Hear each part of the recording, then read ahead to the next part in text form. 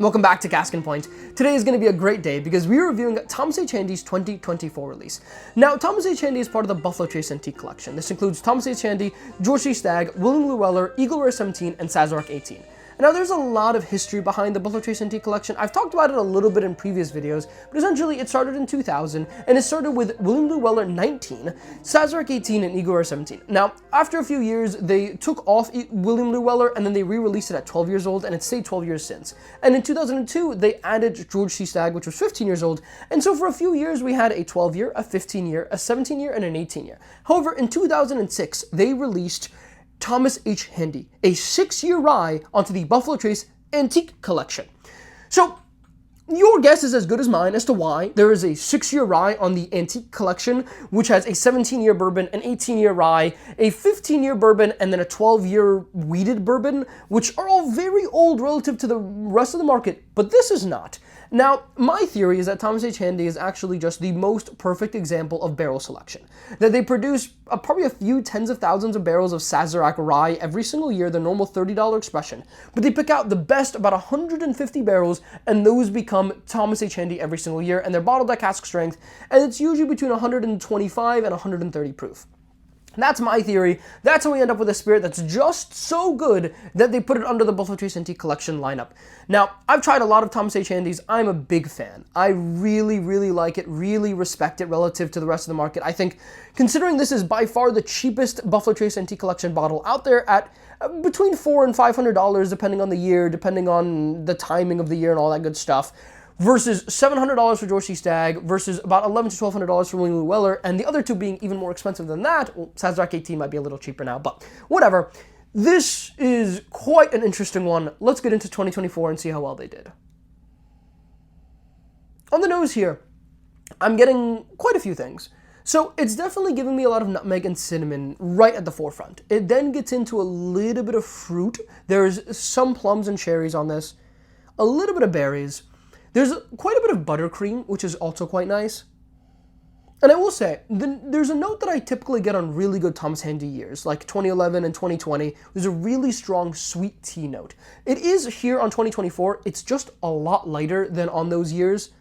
And that usually is pretty correlated with how much I end up liking that year of Thomas H. Handy. This is good. And for what it's worth, by the way, I actually do have samples of every single year from 2006, the first ever Thomas H. Handy release.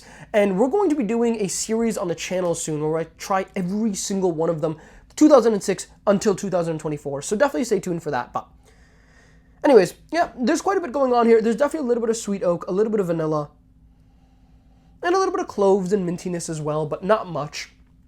It smells pretty complex. Let's try it.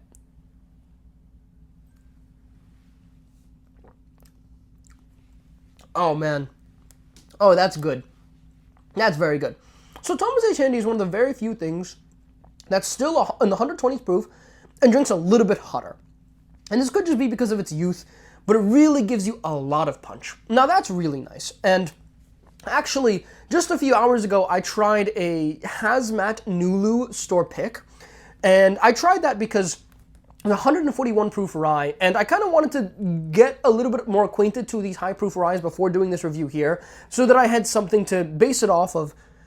And I will say, Thomas H. Handy knows what it's doing. Even, the best MGP source whiskeys I've ever had, Thomas H. Handy at 6 years old just somehow continues to beat them for me. This is really, really nice. Now, it comes with a lot of spice in the beginning of the palate. It then eases into a little bit of buttercream and a little bit of fruit, and then towards the late palate, there's just a ton of white pepper on this.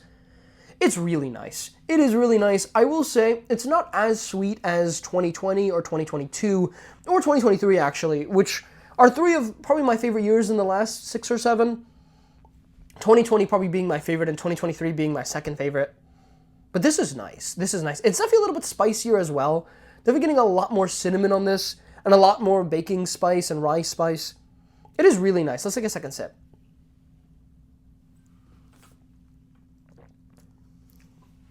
Man, there's a good amount to unpack there. Definitely a little bit more sweet tea on that second sip, which I really, really like. And there's definitely some vanilla, definitely some baking spices. But honestly, I don't like it as much as 2023, I don't think. I think it's definitely a little bit worse. And also, this is actually a bottle from 2015. This is just a random bottle of Thomas Handy that I have. This is a sample from my good buddy Elvis. So thank you, Elvis. Or Rich. He also goes by Rich. And it's good. It's good, but it's not competing with 2022, 2023, 2020. It's close to 2021. I didn't love that year. I'm not loving this as much as I've loved previous years.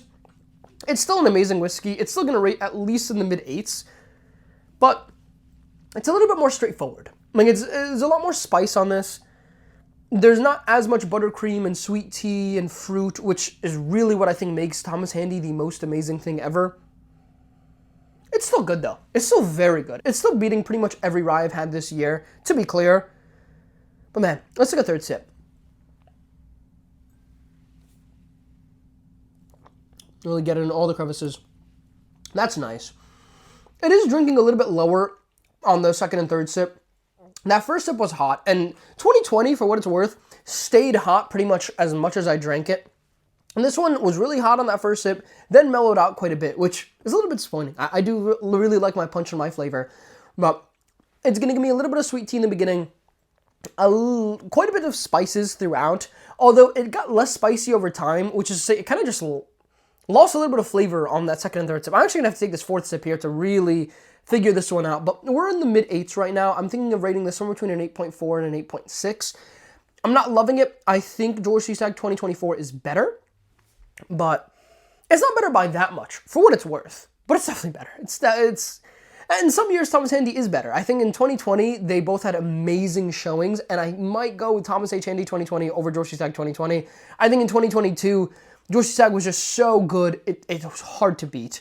And I definitely like, William Llewellyn, George C. Stagg, and Thomas H. Handy. I like those three pretty much every year over Eagle Rare 17 and Sazerac 18, although I haven't had a ton of the latter two. I mean, they're over $1,000 each on secondary. They're not easy to come by, but hopefully I'll be able to get a sample and review it with you guys in, coming weeks and months here, but this is good. This is good. It's a bit spicier than what I remember from 2023. Let's take a final sip. Let's give it a rating. Let's see.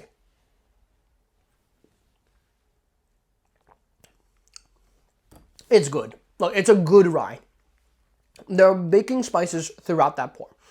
A lot of nutmeg, a ton of nutmeg, a little bit of cinnamon, some cloves, a light amount of mint, and that's kind of your primary flavor profile on this. Under that, there's some buttercream, there's some sweet tea in the beginning, and a buttercream note that kind of stays throughout it.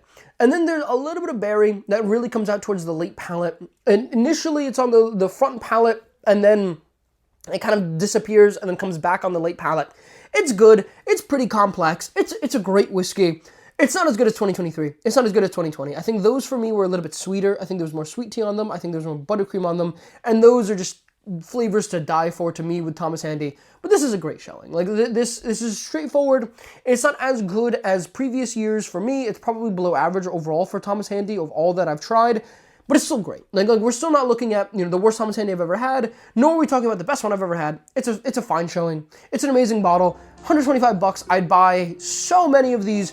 You would only ever see Thomas Handy in the background, but at $400, it's still tough. It's probably worth that for one bottle, but I'm not gonna run and get backups of it. But anyways, I hope you all enjoyed it. I hope you all learned something. Thomas Handy 2024, solid, not amazing. I wouldn't really run out and buy multiples of this, but if you find one for $300, $350, it's probably worth it. Hope you all enjoyed it. Hope you have a lovely rest of your day. I'll catch you all in the next one.